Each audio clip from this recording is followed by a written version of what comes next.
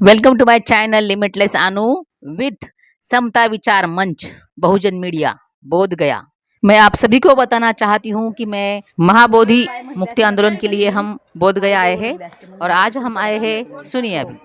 जय भीम।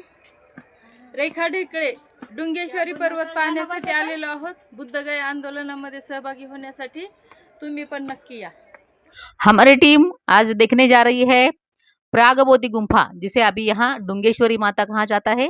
ये गुम्फा हम देखना है और इस गुम्फा का ये एक पवित्र बौद्ध स्थल पर धार्मिक अतिक्रमण कैसे हुआ है आप देखिए। ये है निरंजना नदी जो पूरी सूख चुकी है क्योंकि इसका जो पात्र है वो ज़्यादा गहरा नहीं है और उसके दूसरी ओर ये सुजातागढ़ है, उसके भी आगे चलकर ये हम जो देखने जा रहे प्रयाग बोधि गुम्फा, इसकी ओर हम जा रहे हैं। देखिए कुछ एरिया इस तरह का ऐसा है, कुछ भी यहाँ डेवलप नहीं है, पूरा यानी जंगल टाइप एरिया है ये। बहुजन मीडिया जितनी भी चीज़ें हमें दिखा रहा है वो सत्य है और ये जो प्रागबोधि गुम्फा है, यहाँ कहा जाता है यानी सत्य घटना है कि तथागत गौतम बुद्ध ने 6 साल तपस्या करने के बाद यहाँ आत्मक्लेश का मार्ग यानी खुद के शरीर को क्लेश दिया, ये तपस्या यहाँ की और यहाँ से वो निकल कर आगे सुजातागढ़ की ओर महाबोधि की ओर गए, ऐसी यहाँ की सत्य कथा है। और यहाँ उनके शरीर ने यानी शरीर को उन्होंने क्लेश देके पूरा यानी उसका उनका अस्थिपंजर ऊपर निकल आया था, ऐसी ही मूर्ति यहाँ लगाई है। इस गुम्फा की जगह दलाई लामा जी का एक विहार भी है। यहाँ भेगड़ी ऋषि का आश्रम हुआ करता था और यहाँ तथागत गौतम बुद्ध अपनी आगे का ज्ञान अर्जित करने के लिए आए थे, लेकिन यहाँ उन्हें संतुष्टि नहीं मिली तो वो आगे सुजातागढ़ की ओर निकल गए थे। बड़ा खेद होता है, बड़ा दुख होता है ये चीज़ें देखकर कि जहाँ अतिक्रमण तो होता है, जो भी पवित्र जगह है वहाँ हर किसी को लगता है कि मेरा आराध्य दैवत मैं यहाँ पूजूं, लेकिन आप आगे चलकर देखिए इस गुम्फा की हालत। जहाँ तथागत गौतम बुद्ध ने तपस्या की थी उसी गुम्फा में माता डुंगेश्वरी की स्थापना हो चुकी है और ये बात कुछ इतनी अच्छी तो नहीं लगी क्योंकि एक ही गुफा में ये दो भगवान रखे गए हैं और अलग अलग मान्यता उनकी है, विचार धरोहर अलग है। लेकिन चलो चलते हैं आगे। यहाँ थोड़ा चढ़ाई है इसलिए यहाँ इस तरीके के झूले हैं जहाँ लोग उसमें बैठ के जाते हैं। यहाँ के लोग का बहुत ही परिश्रम लेते हैं क्योंकि यहाँ कोई भी कमाई का साधन उनके लिए शासन ने नहीं जुटाया है। देखने से ही पता चलता है कि यहाँ उगाऊ ज़मीन कम है, कुछ फैक्ट्रीज नहीं, कंपनीज नहीं, कुछ यहाँ उद्योग धंधा नहीं, इसीलिए यहाँ के लोग काफ़ी बेकार है और इस परिश्रम भरे काम उन्हें करने पड़ते हैं रोजी रोटी के लिए। यहाँ बिहार में धूप बहुत यानी गर्मी है, मैंने तो मेरा नाक मुंह ढक लिया है क्योंकि मैं ये टेम्परेचर सहन नहीं कर पा रही हूँ। फिर भी देखना तो है, जिस काम के लिए आए वो तो हम पूरा करके रहेंगे। हम इतनी चढ़ाई नहीं है लेकिन हम पैदल आगे निकले, देखिए झूले में बैठ के लोग जा रहे और इतनी मिन्नतें करते ये लोग कि हमें कोई रोज़गार नहीं है, इसलिए प्लीज़ आप भी चलिए झूले में बोल के, तो उतना ही उनको रोज़गार मिल जाता है। महाराष्ट्र में भी अनेक स्थल है, लेनी है, वहाँ अतिक्रमण हो चुका है, लेकिन कम से कम लेनी को छोड़कर लेनी के प्रांगण में हम देखते हैं, लेकिन यहाँ तो पूरी गुफा में ही धार्मिक अतिक्रमण हुआ है। मैं आपको आगे चलकर दिखाती हूँ। यहाँ थोड़े से दुकान भी है और चल बस हम आगे निकल ही रहे हैं अभी यहाँ से। ऊपर से नीचे का एरिया बहुत सुहाना और सुंदर दिखता है, लेकिन तपती धूप भी है, इसको हम इनकार नहीं कर सकते। डुंगेश्वरी माता गुफा ऐसे सुनने पर बिल्कुल नहीं लगता कि यहाँ कोई बुद्धिस्ट स्थल होगा, लेकिन ये जो विहार है वो इसकी साक्ष्य देता है कि ये बुद्धिस्ट स्थल है। और यहाँ गुफा में भगवान बुद्ध की मूर्ति, जैसे कि उनका आत्मक्लेश से पूरी उनकी अस्थियाँ ऊपर आई थी, हाथ लगाने के बाद पेट पे हाथ लगाए तो उनका यानी रीढ़ की हड्डी हाथ में आती थी और ऐसे हालत तब उनकी हुई थी। इस टाइप की मूर्ति भी यहाँ है। मैं आपको यहाँ का थोड़ा सा नज़ारा दिखाती हूँ। ऊपर नीम के पेड़ भी है, घनी छाँव दुखती है वहाँ और बस हम आगे अभी निकलेंगे। यहाँ का पूरा एरिया दिखाने की मैं आपको कोशिश करती हूँ, वीडियो के साथ बने रहिए। और आप सभी लोग देखिए कि धार्मिक अतिक्रमण हो, लेकिन कैसा हो, कितना हो, देखिए आप गुफा में। जय माता डुंगेश्वरी। देखिए ये वो पर्वत है और जिसमें यहाँ कुछ लिखा भी है। और ये देखिए एंट्रेंस छोटा सा है और इसके अंदर तथागत भगवान बुद्ध की मूर्ति के साथ साथ ये देखिए यहाँ जो हम लोग हमारी टीम गई थी, यहाँ हमने बुद्ध वंदना भी ली है।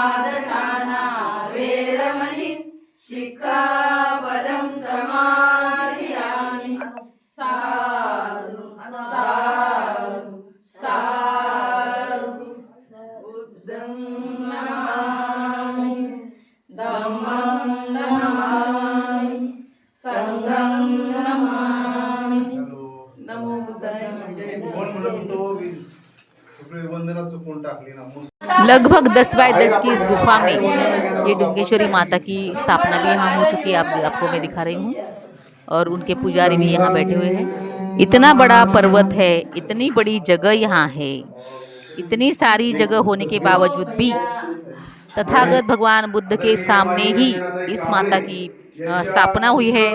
क्या लॉजिक है पता नहीं, आपको क्या लगता है कमेंट में ज़रूर बताइए। और साइड में ये जो विहार था दलाई लामा जी का, वहाँ भी बुद्ध मूर्ति की स्थापना है। और यहाँ श्री कृष्ण मौर्य जी ने हमें इस स्थल के बारे में जानकारी दी है, सुनिए आप भी। कामना किंवा त्यांच्या या पुण्य कर्माला पुण्य अनुमोदन देत आहे की आपला सर्वांचं कुशल कर्म आहे की भगवान गौतम बुद्धांच्या पवित्र पदस्पर्शाने पावन झालेल्या या पुण्यभूमीमध्ये आपण सर्वजण आलेलो आहोत। येथील धम्म सहलीचा किंवा धम्म दर्शनाचा याची डोळा याची प्रचिती आणि अनुभूती आपण घेत आहोत। तेव्हा आपण ज्या भूमीमध्ये बसलेलो आहोत या जागेला बौद्ध धर्मामध्ये, बौद्ध साहित्यामध्ये, बौद्ध वाङ्मयामध्ये, बौद्ध लिटरेचरमध्ये याला प्रागबोधी गुंफा असं म्हणतात। प्रागबोधी म्हणजे ज्ञानाकडे जाण्याचा मार्ग।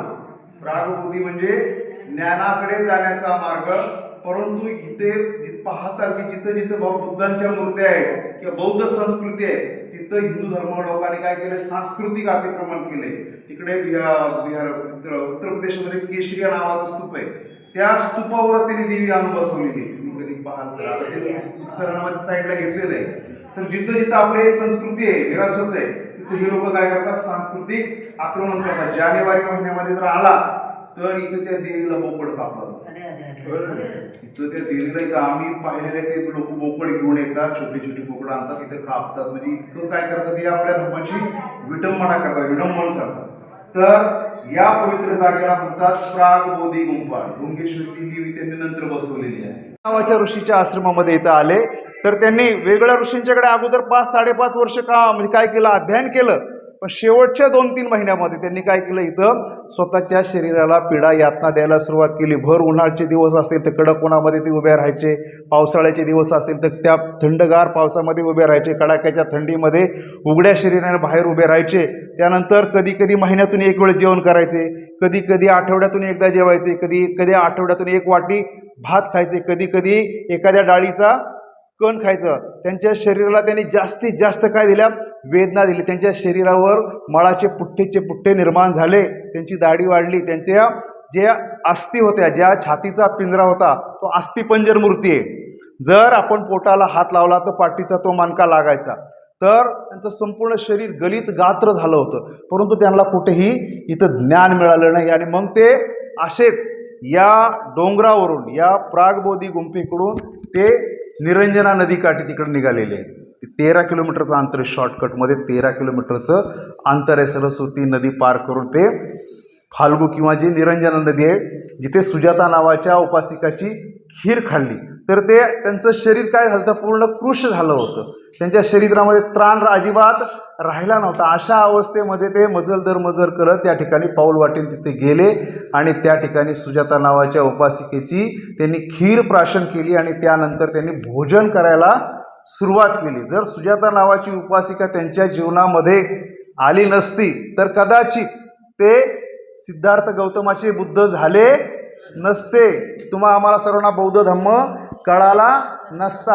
आम्ही सर्वजण इथं आलो नसतं. कारण सुजाता नावाच्या उपासिकेमुळे त्यांच्या जीवनाला वेगळी अशी कलाटणी मिळालेली आहे. तर या सर्व घटना इथं घडलेल्या आहेत. याला म्हणतात नेगरी नावाच्या ऋषीचा आश्रम. प्रागबोधी गुंपा पाली भाषेमधला शब्द आहे. आणि आपण सर्वजण इकडं ज्ञानाच्या मार्गाने भगवान बुद्ध निघाले होते. आपण काय केलं, आपण बऱ्याच गोष्टीमध्ये अज्ञानी आहोत. आपण सुद्धा काय करायचं, या अज्ञानातून बाहेर पडायचं आहे. तर आज आपण काय करतो, काही लोक 15-16 दिवस काय बुद्ध गयेला येतात. या ठिकाणी मोठ्या आस्थेने, मोठ्या श्रद्धेने, मोठ्या भक्तिभावाने काय करतात, त्रिसरण पंचशील ग्रहण करतात. 4-4, 5-5 हजाराच्या मूर्त्या घरी घेऊन जातात, तिथं प्रतिष्ठापना करतात, भंतेंच्या हस्ते खीरदान करतात. पण आतमध्ये घरामध्ये त्यांचं जुनंच कर्मकांड तसंच असतं. आता तुम्ही इथं आल्यानंतर तुम्हाला एक नैतिक जबाबदारी आहे. नैतिक जबाबदारी अशी की तुम्ही जर अंधश्रद्धा कर्मकांडाचे कार्यक्रम केले, उपास तपास व्रत वैकल्य केलं तर लोक काय म्हणतील, हेच तुम्ही बुद्ध गयेला जाऊन शिकलात का, हेच तुम्ही काय केलं, तिथून शिकवण घेऊन आलात का. तर इथून पुढं गेल्यानंतर तुम्ही सर्वांनी जे अंधश्रद्धा ज्यांच्या घरामध्ये असतील त्या अंधश्रद्धा कर्मकांड काय केले पाहिजे, बाहेर काढले पाहिजे. तर तुम्हाला सुख म्हणजे नक्की काय असतं, सुखाची प्रचिती, सुखाची अनुभूती जर जाणून घ्यायची असेल याच जीवनामध्ये इथेच, तर तुम्हाला काय केलं पाहिजे, बुद्ध आणि धम्म नावाचा ग्रंथ वाचला पाहिजे, बौद्ध साहित्य वाचलं पाहिजे, भंतेजींची प्रवचनं ऐकली पाहिजे, त्यानंतर धम्मदेसना ऐकली पाहिजे, त्यानंतर 10 दिवस काय केलं पाहिजे, मेडिटेशनला गेलं पाहिजे, विपश्यनेला गेलं पाहिजे. तर तुम्हाला सुख म्हणजे नक्की काय असतं, याची देही याची डोळा इथेच पाहायला मिळेल. नाही तर सुख म्हणजे नक्की काय असतं, आपण लोक कुठं पाहतो, रात्री 9:30 वाजता स्टार प्रवाहाच्या मालिकेमध्ये सुख म्हणजे नक्की काय असतं संपली. त्याचे 1200 एपिसोड झाले. 4 वर्षे मालिका चालली होती. 4 दिवस सासूचे 8 वर्ष मालिका चालली होती. त्याचे 5000 एपिसोड चालले होते. ही मालिका तुम्ही जीवनभर जरी पाहिल्या तर तुम्हाला सुख म्हणजे नक्की काय असतं तिथं पाहायला मिळणार नाही. कारण सर्व मालिकांमध्ये पंचशिलेचं उल्लंघन केलं असतं. सर्व मालिका काय केलं, पंचशिलेचं भ्रष्ट आचरण केलेलं असतं. तर आपण त्या मालिका पाहायच्या नाहीत. आपण सर्व आपल्या महापुरुषांची विचारधारा आचरणामध्ये आणायची आहे. तर तुम्हाला सुखाची प्राप्ती इथेच मिळेल. तर आपण सर्वांनी या 5 दिवसाच्या पर्यटनामध्ये बौद्ध धम्म जाणून घेण्याचा छोटासा काही कण एवढा प्रयत्न केला असेल. तुम्हा सर्वांविषयी खूप साऱ्या मंगल कामना व्यक्त करतो. तुम्हा सर्वांविषयी पुण्यानुमोदन देतो आणि इथेच माझ्या वाणीला विराम देतो. जय भीम, नमो बुद्धाय, जय भीम. आयुष्मान मोरे जी एक गाढ़े अभ्यासक है बुद्धिज़्म के, और काफ़ी समाज सेवा भी वो करते हैं, ट्रस्ट भी चलाते हैं, और उन्होंने बहुत अच्छी तरह से यहाँ की हमें जानकारी दी है, और पूरी यात्रा में वो हमारे साथ थे. लिमिटलेस अनु यूट्यूब परिवार से मैं उनको धन्यवाद देती हूँ कि बहुत अच्छी जानकारी उन्होंने हमें दी है. फिर से एक बार आपको मैं यहाँ से ये डुंगेश्वरी या प्रयाग बोधि गुम्फा दिखाने की कोशिश करती हूँ. देखो यहाँ ऐसे झंडे लगे हैं. लेफ्ट साइड में गुफा का दरवाज़ा है जहाँ तथागत गौतम बुद्ध और डुंगेश्वरी माता की मूर्ति है, और सामने दलाई लामा जी का विहार है. ऊपर आते ही सब थक गए हैं. गर्मी काफ़ी, इनके पंखा चलाने से ही आपको पता चल जाएगा. जय माता डुंगेश्वरी. ये देखिए यहाँ छोटा सा स्मारक बना है उसका, और ये लेडी अंदर जा रही है, वो इसका एंट्रेंस है. और ये है यहाँ विहार जहाँ अभी मोरे सर ने हमें पूरी जानकारी दी. अभी ये खुला हो गया, तो एक बार मैं फिर से आपको यहाँ का दर्शन कराती हूँ, आपको ये दिखाती हूँ. दर्शन के बजाय यहाँ जो भी है वो आपको मैं सही दिखाती हूँ. ये देखिए पूरे पत्थरों में पिलर लगे हैं, और उसी को थोड़ा सा ऊपर छत बनाकर ये विहार बना है, क्योंकि ये जो ये पर्वत है काफ़ी सीधा है. ये देखिए ऊपर स्लैब चढ़ा है, उस पर ही कॉलम बना के कुछ इस तरीके से इसको डेवलप किया गया है.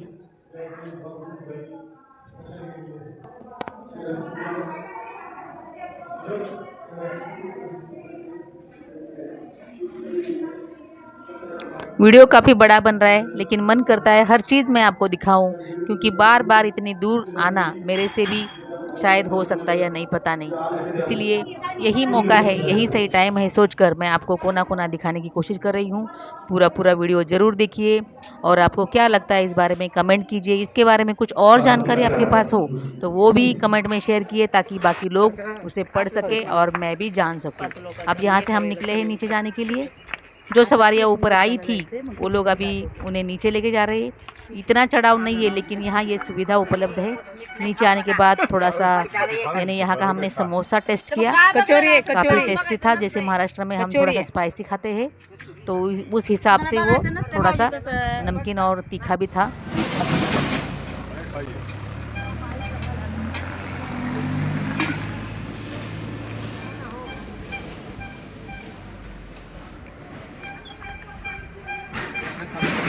वैसे देखा जाए तो अगल बगल में कहाँ कहाँ यानी जहाँ स्थल है वहाँ यहाँ बड़े बड़े यानी स्कूल या प्रशिक्षण केंद्र बने हैं।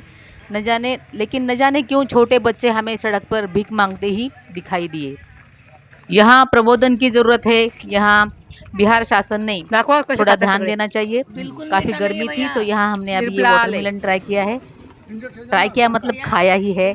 मीठा नहीं था, लेकिन इसका कलर काफ़ी सुहाना। फ्रेंड्स, हम जितना भी पानी यहाँ लेते हैं तुरंत गर्म हो जाता है, और जब भी ठंडी बोतल लेते हैं तो ठंडी की वजह से नहीं पीता पाते, और बाद में वो गर्म हो जाती है तो गर्म भी नहीं पिया जा रहा है। बुद्ध गया दर्शन के बहुत सारे वीडियो आने वाले हैं, इसीलिए चैनल सब्सक्राइब कीजिए। मिलते हैं नेक्स्ट व्लॉग में, तब तक के लिए जय हिंद, जय भारत, नमो बुद्धाय।